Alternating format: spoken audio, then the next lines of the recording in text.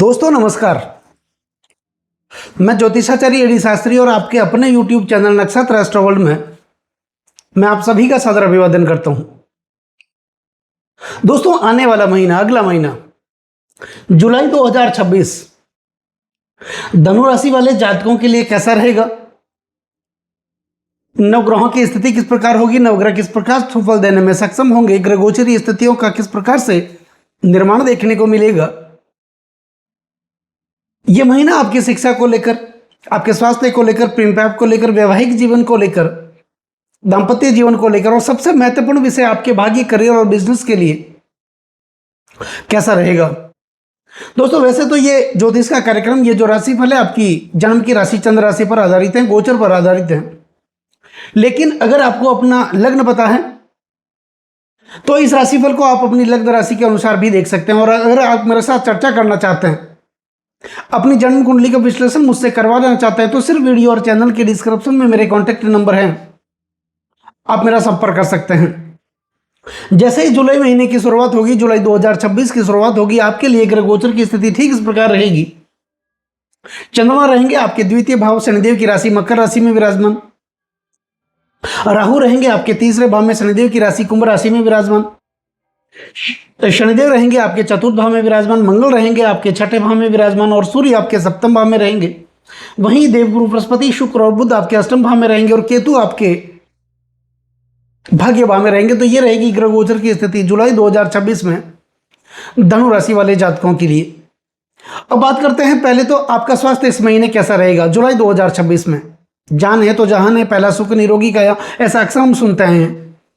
तो दोस्तों स्वास्थ्य का जो स्वामी बनता है वो बनता है लग्न भाव। आपका पहला भाव आपके स्वास्थ्य का भाव माना जाता है और यहां पर लग्नेश बनते हैं देवगुरु बृहस्पति। बृहस्पति आपके अष्टम भाव में अपनी उच्च राशि कर्क राशि में विराजमान है।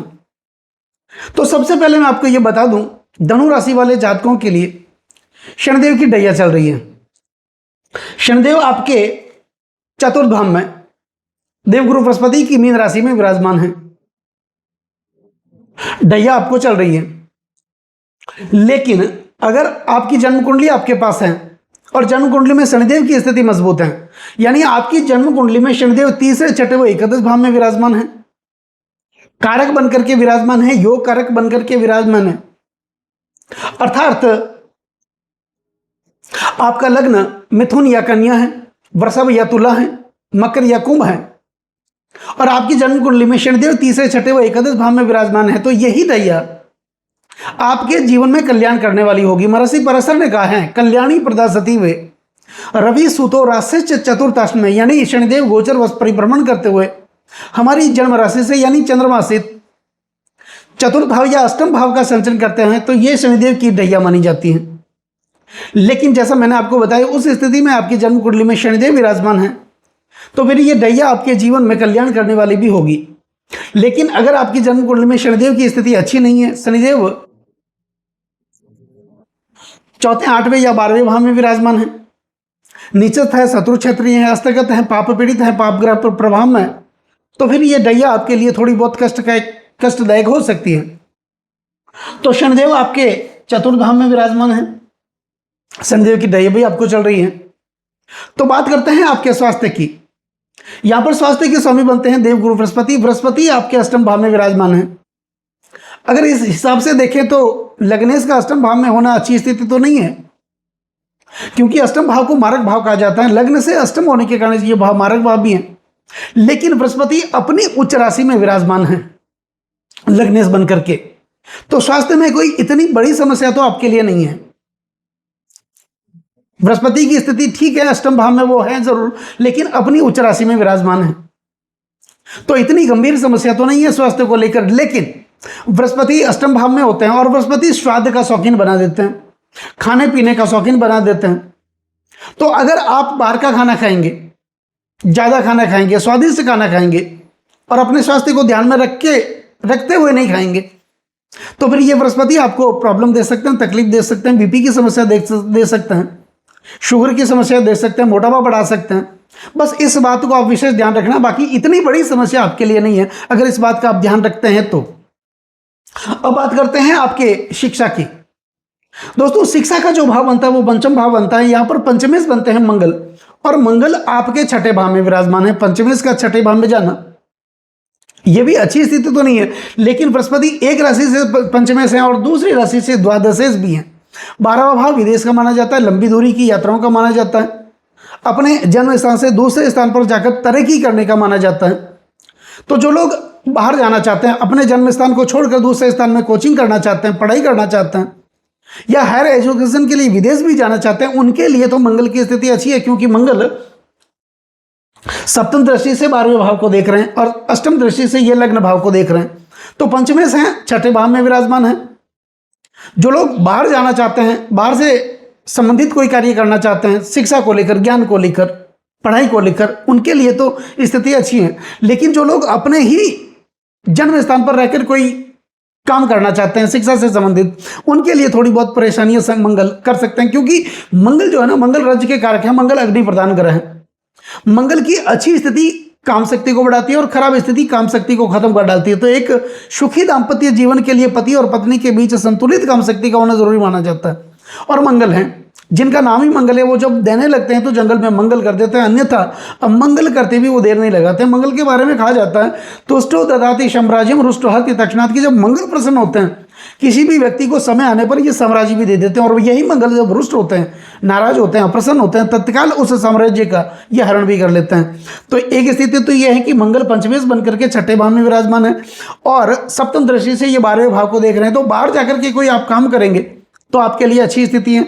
अपने जन्म स्थान पर अगर रहकर आप काम करेंगे तो मंगल आपको उत्तेजना दे सकते हैं, उग्रता दे सकते हैं, डिप्रेशन दे सकते हैं, तनाव दे सकते हैं, किसी से वाद विवाद भी करवा सकते हैं, चोट चाट की समस्या दे सकते हैं, दुर्घटनाओं का शिकार कर सकते हैं। तो इस बात का विशेष आपको ध्यान रखने की जरूरत होगी।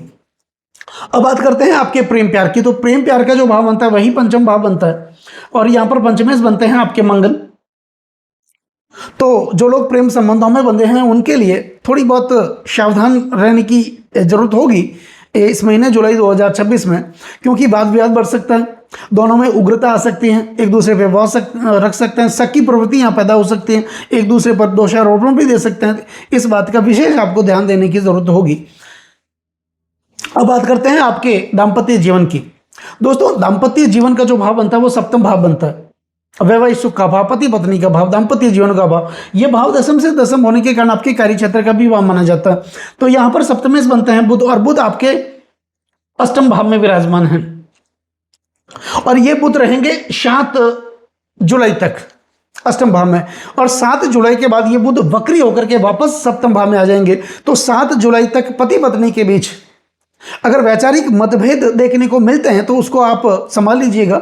7 जुलाई से पहले थोड़ी बहुत स्थिति अच्छी नहीं है आपके लिए, यहां पर थोड़ी प्रॉब्लम हो सकती है। लेकिन 7 जुलाई के बाद जैसे ही बुध सप्तम भाव में आ जाएंगे तो दशम भाव के स्वामी है वो सप्तम भाव में आ जाएंगे, अपनी स्वराशि में आ जाएंगे, और सप्तम भाव दशम से दशम होने के कारण भावम नियम के अनुसार, भाव से भाव का नियम, इसके अनुसार बुध की स्थिति 7 जुलाई के बाद अच्छी देखने को मिलेगी। तो 7 जुलाई से पहले पति पत्नी के बीच अच्छे संबंध को स्थापित करना है, एक दूसरे को समझना है, एक दूसरे की भावनाओं की कदर करनी है, इज्जत करनी है, और ऐसा आप करते हैं तो कोई बड़ी समस्या नहीं है। लेकिन 7 जुलाई के बाद तो और भी अच्छी समस्या आपके हैं, क्योंकि बुध केंद्र में आ जाएंगे, आपके सप्तम भाव में आ जाएंगे।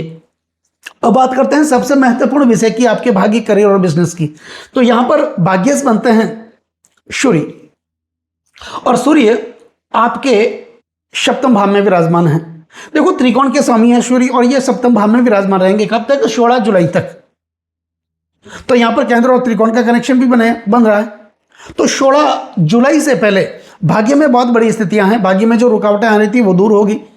सूर्य पिता के कारक माने जाते हैं, और भाग्य भाव नवम भाव पिता का ही भाव माना जाता है।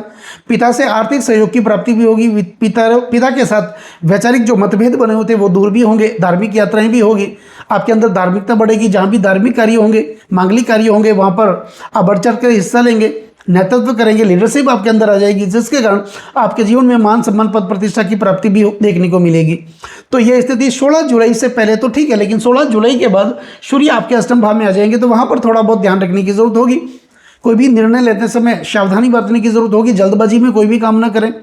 किसी के साथ मतभेद न करें, वैचारिक मतभेद न रखें, इस बात का आपको विशेष ध्यान देखने की जरूरत होगी।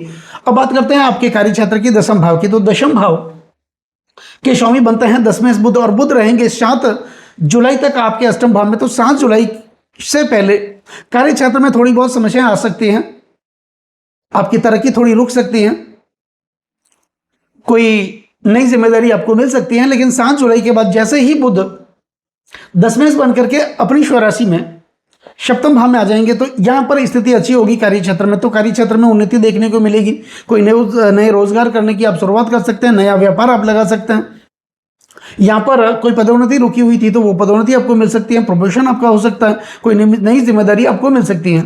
बात करते हैं आपके व्यापार की, एकादश भाव की, आपके इनकम की। तो यहाँ पर एकादश भाव के स्वामी बनते हैं शुक्र, और शुक्र भी आपके अष्टम भाव में विराजमान है। तो यहाँ पर पैसे तो आपके पास आएंगे, इसमें कोई दो राय नहीं, लेकिन वो पैसे खर्च भी होंगे, भौतिक सुखों में खर्च होंगे, लग्जरी जीवन में खर्च होंगे, आप लोगों की देखा देखी में अपने पैसा खर्च कर सकते हैं। तो इस बात का भी आपको ध्यान रखना है, पैसे को बचा करके रखना है। तो बाकी कुल मिलाकर के देखा जाए तो स्थिति आपके लिए बहुत ही अच्छी है। चंद्रमा आपके धन भाव में विराजमान रहेंगे, हालांकि वो शनिदेव की राशि में विराजमान है, अपनी शत्रु राशि में विराजमान है। तो धन का संचय करें, धन को बचा करके रखें, इस बात का आपको ध्यान रखने की जरूरत होगी। और कुल मिलाकर के शनिदेव की स्थिति अगर आपकी जन्म कुंडली में अच्छी है तो यह ढैया भी आपके लिए कल्याण करने वाली भी होगी। तो दोस्तों, यह रहेगी जुलाई 2026 में धनु राशि वाले जातकों के लिए ग्रह गोचरी स्थितियों का निर्माण इस प्रकार देखने को मिलेगा। नमस्कार।